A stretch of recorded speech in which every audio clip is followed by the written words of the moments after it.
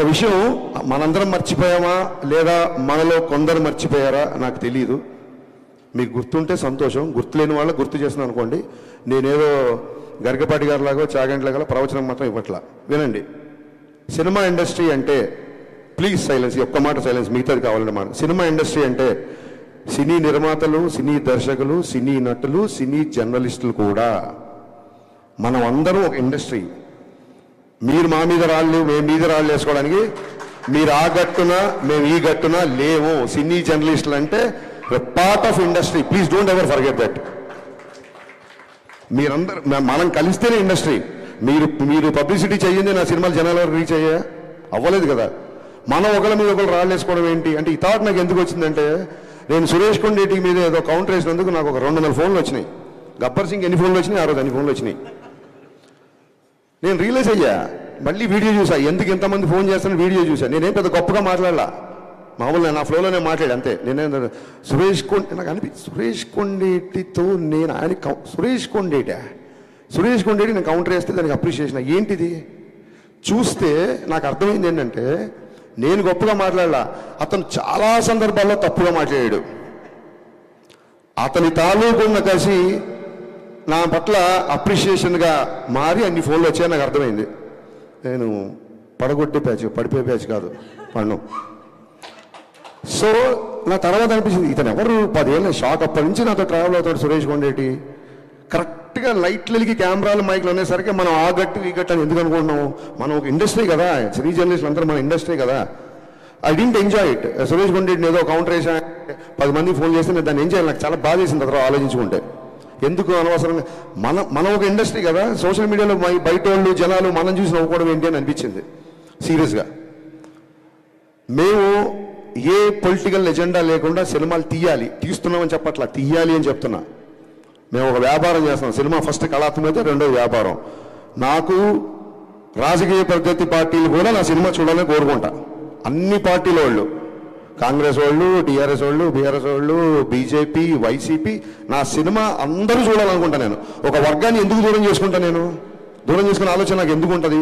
ఒకసారి నా Twitter handle చూడండి. పవన్ కళ్యాణ్ గారు క్లియర్గా చెప్పారు, your cinema director, stick to cinema. Janasena సంబంధించినవి కానీ, లేకపోతే ఇంకోటి సంబంధించినవి కానీ, లేకపోతే నా పద్ధతిలో అన్నారు కానీ, మీరు ఎవరు రియాక్ట్ అవ్వాల్సిన అవసరం లేదు.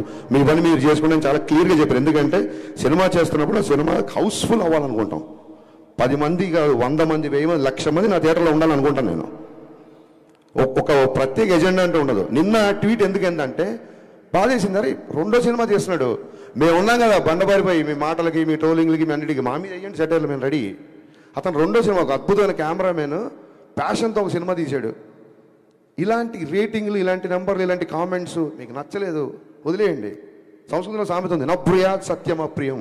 అవతల వ్యక్తికి నచ్చని ఒక సత్యాన్ని కూడా చెప్పొద్దని ఒక సామెత ఉంది. మన ఇండస్ట్రీ కదా, మన వ్యక్తి కదా, వాడికి మీరు ఆకాశం మీద పెట్టకర్లా. ఏమైపోయిందంటే ఒక చిన్న లైన్ మిస్ అవుతున్నాం.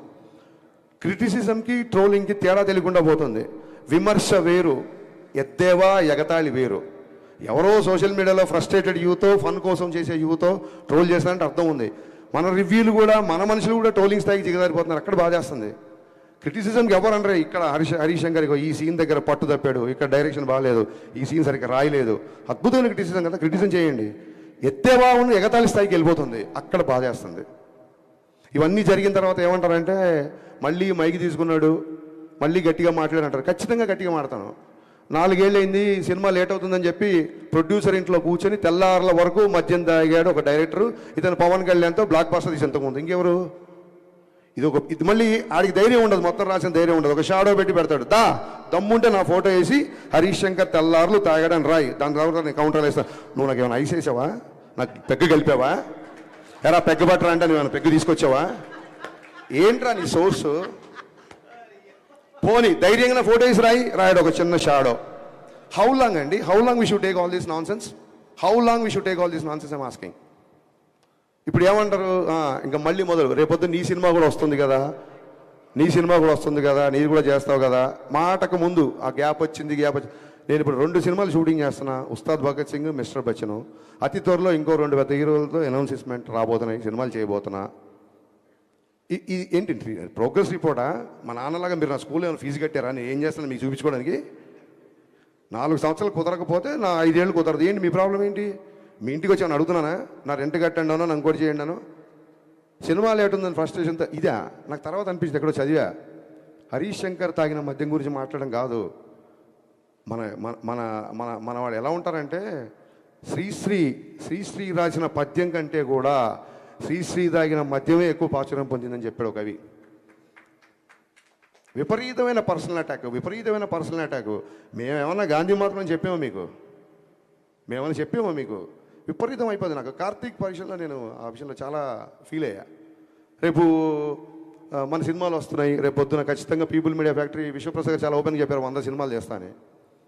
Ask anything and everything, I'm here to answer. Hello sir, social మీడియాలో చాలా నెగిటివ్ ట్రోల్ అవుతుంది, but you look so cool and happy. How you are handling that? First of all how to answer, మనకంటూ ఒక character ఉంటుంది. అది irrespect of praise or criticism, character ఒకేలా ఉండాలి. బేసిక్గా గబ్బర్ సింగ్లో డైలాగ్ ఉంటుంది, నేను ఆకాశం లాంటి ఉరుము వచ్చినా, మెరుపు వచ్చినా, పిడుగు వచ్చినా ఎప్పుడు నేను ఇలాగే ఉంటానని. సో ఆ డైలాగ్ ఏంటంటే, సోషల్ మీడియాలో ట్రోల్స్ నాకు కొత్త కాదు, అలాగే సోషల్ మీడియా మాత్రమే జీవితం కాదు.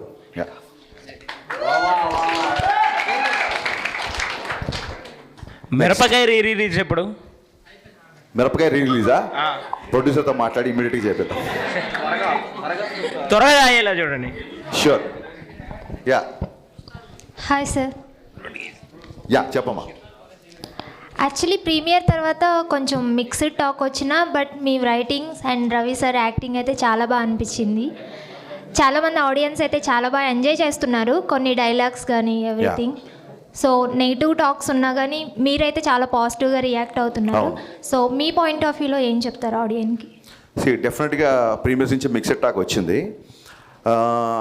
అదేంటంటే, with all the due respect, ఇప్పుడు అమ్మాయి అడిగిన క్వశ్చన్కి కానీ సుధీర్ వర్మ కానీ, లేకపోతే రమేష్ వర్మ, అలాగే కార్తీక్ ఘట్టంనేని, వీళ్ళందరూ నాకు ఫ్రెండ్స్.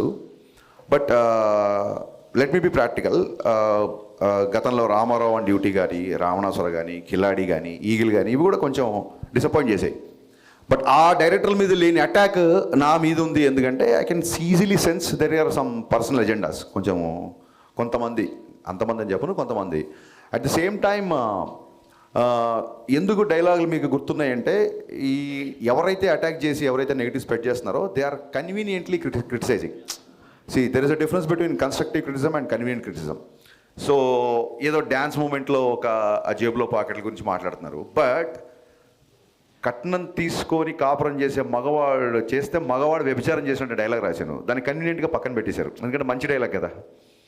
అమ్మాయిలందరికీ విపరీతంగా నచ్చిన, చాలామంది కాల్ చేశారు. ఆ డైలాగ్ చాలా మంచి డైలాగ్. అలాగే హీరోయిన్ ఎప్పుడైతే నువ్వు నా వెనకాల పడ్డా నాకు ఇబ్బందిగా ఉంది అంటుందో, అప్పుడు హీరో 2 చేతులు పెట్టి దండం పెట్టి, మీకు నా ప్రేమ అర్థమయ్యేంత వరకు ఇంకా నేను మీ జోలికి రాను అంటాడు.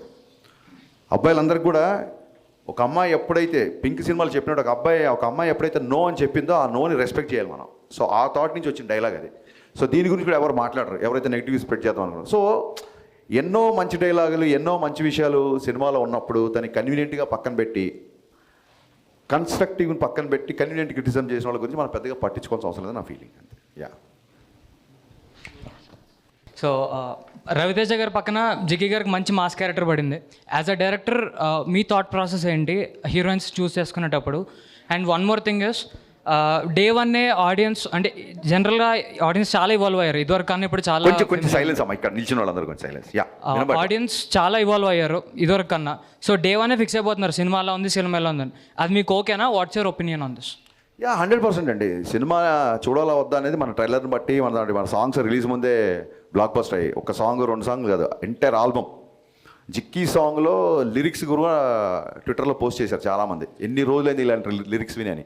సో ఆ డే 1 డిసైడ్ అవ్వడానికి, సినిమా చూడడానికి, ఇప్పుడు సినిమా నచ్చిన వాళ్ళు కూడా వాళ్ళు అంటే పర్సనల్ అటాక్స్ పక్కన పెట్టేస్తే సినిమా నచ్చిన వాళ్ళు కూడా టికెట్ కొనుక్కున్న సినిమా అరే హరీష్ ఒక సినిమా తీసాడు బాగుంటుంది అని సాంగ్స్ విను ట్రైలర్ విను టీజర్ విను లోపలికి వచ్చిన వాళ్ళు కదా.